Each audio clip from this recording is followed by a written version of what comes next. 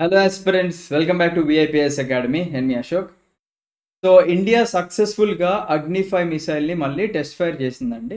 So దాని గురించి మనం ఈ వీడియోలో డిస్కస్ చేసుకోబోతున్నాము. So let's begin.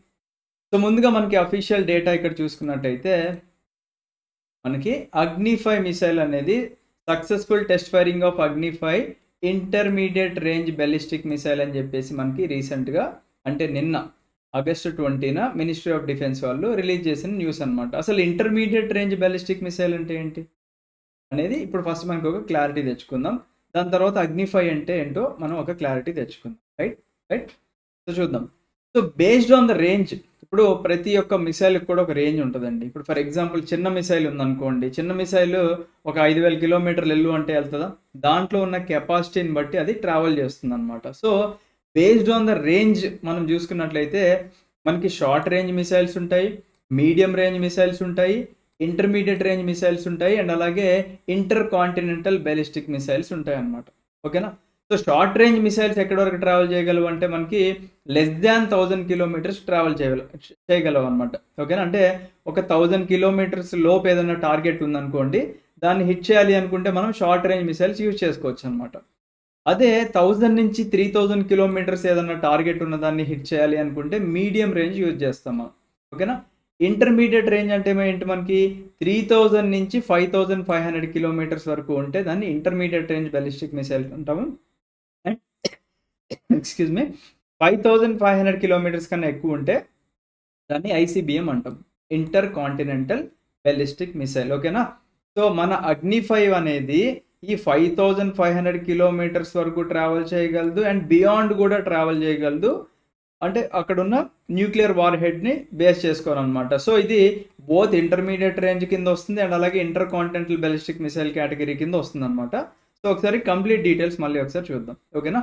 సో దానికన్నా ముందు ఇది ఎక్కడి నుంచి టెస్ట్ ఫైర్ చేశారండి మనకి అంటే ఐటీఆర్ ఇంటిగ్రేటెడ్ టెస్ట్ రేంజ్ చాందీపూర్లో మనకి టెస్ట్ ఫైర్ చేశారనమాట. ఓకేనా. అసలు ఐటీఆర్ ఎక్కడుంది అంటే మనకి ఇంటిగ్రేటెడ్ టెస్ట్ రేంజ్ అనేది అబ్దుల్ కలాం ఐలాండ్ అని ఉంది. మనం ప్రీవియస్గా 2015 కన్నా ముందు వీలర్ ఐలాండ్ అని చెప్పేసి కాంపిటేటివ్ ఎగ్జామ్స్కి ప్రిపేర్ అయ్యే వాళ్ళకి ఐడియా ఉంటుంది.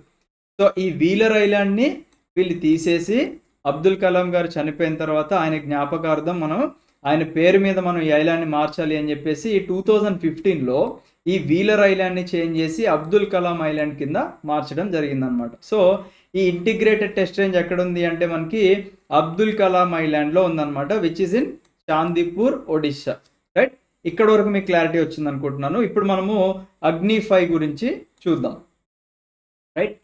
ఓకే. సో ఇక్కడ చూడండి అగ్ని-5 మిసైల్.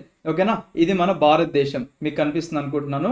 ఇక్కడ కనిపించే సర్కిల్ ఏదైతే ఉందో this is the operational range of Agni five missile. అంటే 5500 కిలోమీటర్స్ నుంచి 8000 కిలోమీటర్ల వరకు కూడా ఇది ట్రావెల్ చేయగలదు అనమాట. ఎప్పుడు 5500 కిలోమీటర్స్ ఎప్పుడు ట్రావెల్ చేస్తుంది అంటే పేలోడ్ ఒకవేళ 1.5 టన్ ఉన్నప్పుడు, అంటే ఆ వార్ హెడ్ ఏదైతే ఉందో అది 1.5 టన్ ఉంటే అది 5500 కిలోమీటర్స్ ట్రావెల్ చేస్తుంది అనమాట. ఒకవేళ లైటర్ వార్ హెడ్ ఏమన్నా పెట్టారనుకోండి అప్పుడు 8000 కిలోమీటర్స్ వరకు కూడా ట్రావెల్ చేసే కెపాసిటీ ఈ యొక్క అగ్ని-5 మిసైల్కి ఉందన్నమాట.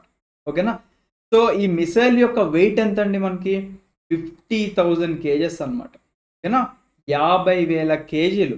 అండ్ దీని యొక్క స్పీడ్ వచ్చేసి 24 మ్యాక్. అదేంటి మనం ఎప్పుడు కూడా స్పీడ్ కిలోమీటర్ పర్ అవర్ లేదా మీటర్స్ పర్ సెకండ్లో చూసాం, కానీ మేము ఎప్పుడు స్పీడ్ అనేది మ్యాక్లో చూడలేదు అనుకుంటే మనం వీటి యొక్క స్పీడ్ని మ్యాక్లో కొలుస్తాం అనమాట. ఏంటి అసలు మ్యాక్ అంటే ఏంటి, ఇప్పుడు మనకి స్పీడ్ ఆఫ్ ద సౌండ్ ఉంటుంది కదండి. నార్మల్గా స్పీడ్ ఆఫ్ ద సౌండ్ ఎంత మనకి dry air for example at 20 degree సెల్సియస్లో చూసుకున్నట్లయితే 343 మీటర్స్ పర్ సెకండ్. ఓకేనా. అంటే నార్మల్గా మన డ్రై ఎయిర్లో స్పీడ్ ఆఫ్ ద సౌండ్ అంటే మన సౌండ్ యొక్క స్పీడ్ అనేది సెకండ్కి 343 మీటర్లు ట్రావెల్ చేస్తుంది అనమాట. So 1 Mach is equal to, ఓకేనా, Mach 1 is equal to speed of the sound అనమాట. ఓకేనా.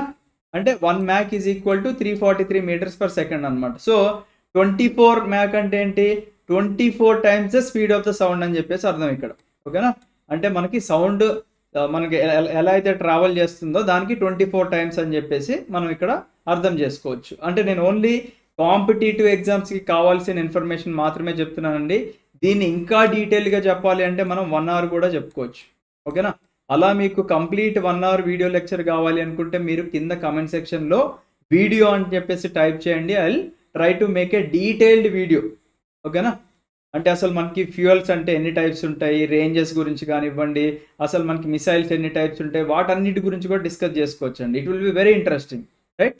సో దీని యొక్క లెంత్, దీని యొక్క పొడవు చూసుకున్నట్లయితే మనకి 17.5 మీటర్స్ ఉంది. అంటే ఓవరాల్గా హైట్ చూసుకున్నట్లయితే మనకి కింద నుంచి పై వరకు 17.5 మీటర్స్ ఉంది.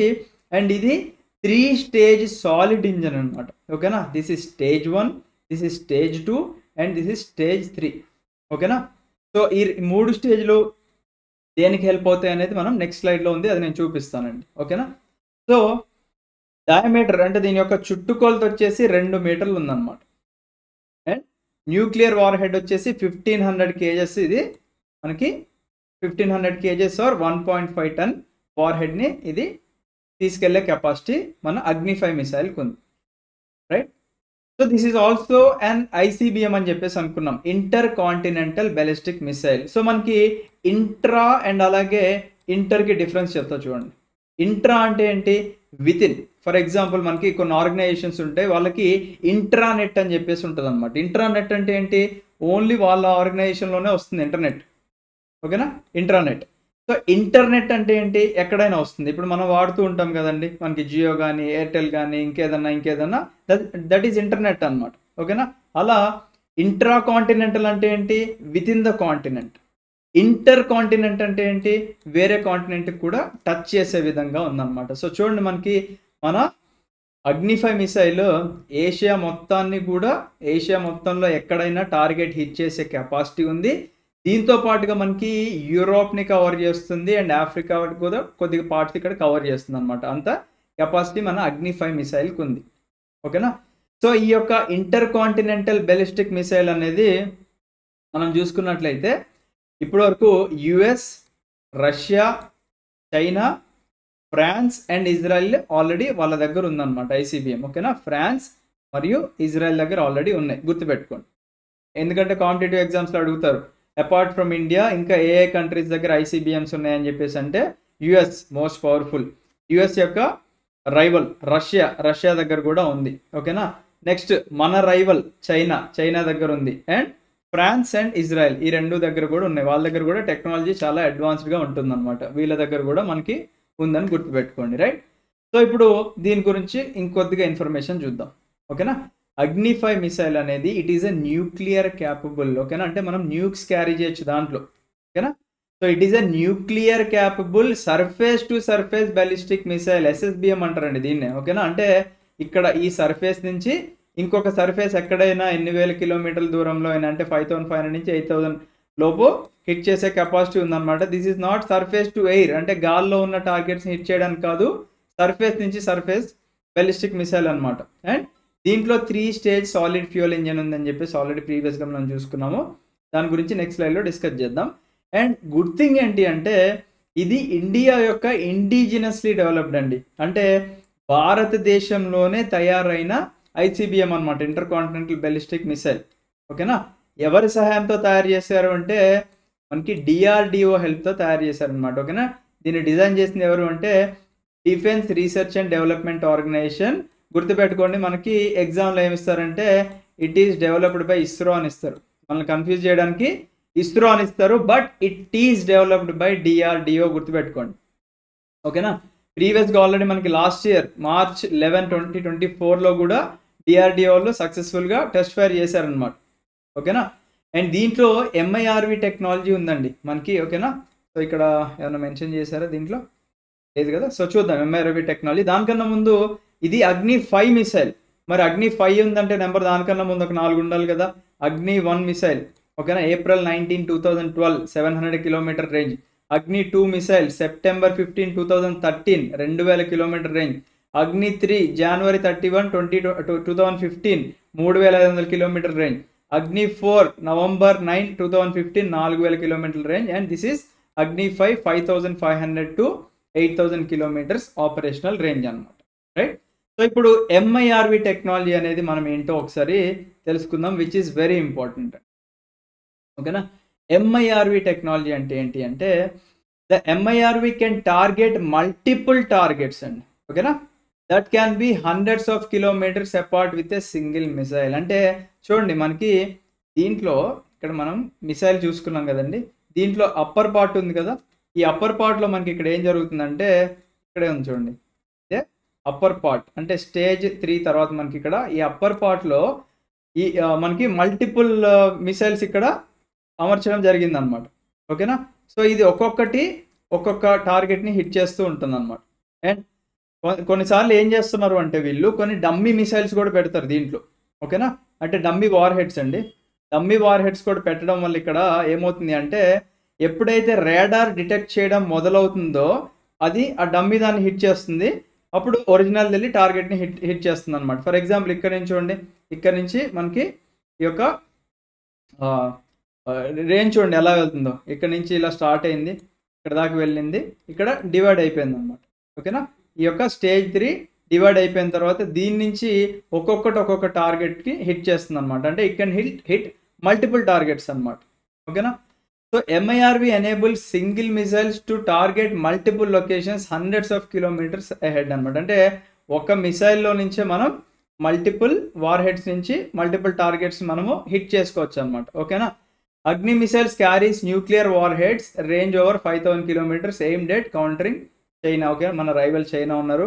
Known countries with MIRV equipped vehicles. Already ఇలాంటి టెక్నాలజీని వాడేది మన యుఎస్ ఉంది, యుఎస్ రైవల్ రష్యా ఉంది, మన రైవల్ చైనా ఉంది, ఫ్రాన్స్ ఉంది అండ్ యూకే. ఓకేనా? వీటన్నిటి దగ్గర కూడా ఈ ఎంఐఆర్వి టెక్నాలజీ అనేది ఉందన్నమాట. ఎగ్జామ్లో అడుగుతారు, what is the full form of MIRV అంటే multiple independently targetable reentry vehicle అనమాట. ఓకేనా? అంటే ఇండిపెండెంట్ టార్గెట్స్ ఏవైతే ఉన్నాయో ఆ మల్టిపుల్ టార్గెట్స్ని ఇది హిట్ చేస్తుంది అనమాట. ఓకేనా? అలా. So MIRV equipped missiles can be launched from land to sea కూడా. ఓకేనా? Including from submarines. ఓకేనా?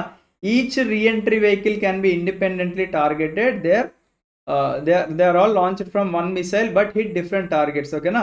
అంటే ఇది అంతా కూడా ఒక మిసైల్ నుంచే బయటకు వస్తున్నాయి, కానీ మల్టిపుల్ టార్గెట్స్ని హిట్ చేస్తున్నాయి అన్నమాట ఇలాగ. ఓకేనా? ఇక్కడ మల్టిపుల్ టార్గెట్స్ని హిట్ చేస్తున్నాయి, ఇలా ఒక్కొక్క టార్గెట్ని హిట్ చేస్తుంది అనమాట. ఓకేనా? అండ్ వాళ్ళని చీట్ చేయడానికి, ఓకేనా, ఆ రేడార్ని చీట్ చేయడానికి వీళ్ళు డమ్మీ మిసైల్స్ కూడా పెట్టుకోవచ్చు అనమాట. డమ్మీ వార్ హెడ్స్ కూడా పెట్టుకోవచ్చు దాంట్లో వీళ్ళు. ఓకేనా?